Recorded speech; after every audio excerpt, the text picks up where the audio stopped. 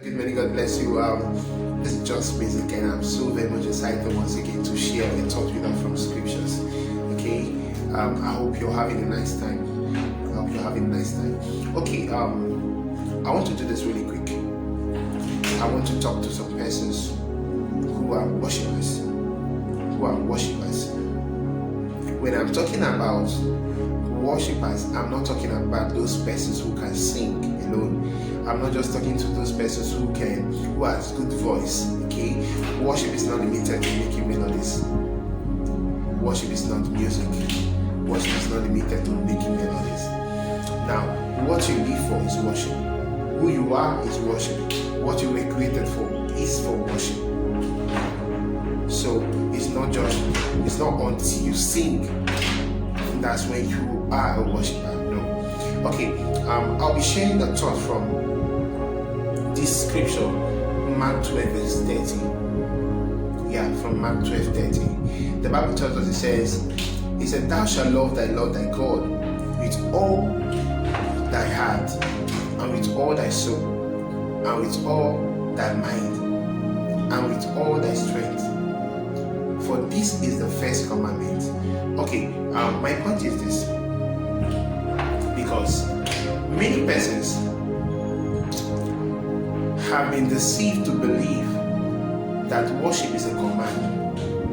Worship is not a command. If I ask, or we ask some persons, why do you worship? Some persons will tell you the reason why they worship is because God commanded them to worship.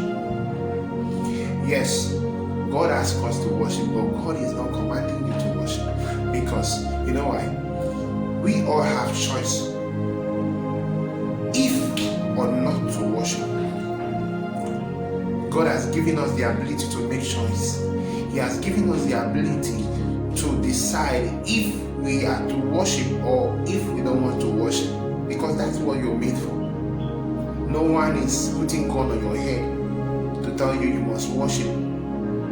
If you don't worship, we will shoot you. If you don't worship, I will take your life. God is not doing that. God is not doing that. Anyone who is being forced to worship, these things, this character being mentioned here, is the Lord of God with all your heart. Anyone who is being forced to do a thing, his heart is not there. The person might want to do it because he or she is scared of what will happen to him or her. But believe me, the person's heart is not there.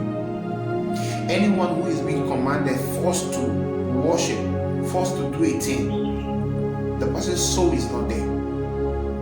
The person's soul is not there. The heart is not there. The strength of that person is not there.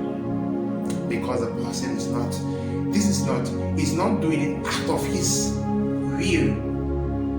God expects us to be conscious of this activity called worship. He wants our heart to be there. He wants our soul to be there. He wants our strength to be there. So when you worship, you don't just worship because you were asked to, you were forced to, but you're worshiping because your heart is involved, your soul is involved, and your strength is involved. That is worship. So we don't worship because we were commanded to. We are worshipped because He deserves our worship. He deserves our worship. He deserves our heart. He deserves our strength. He deserves our soul.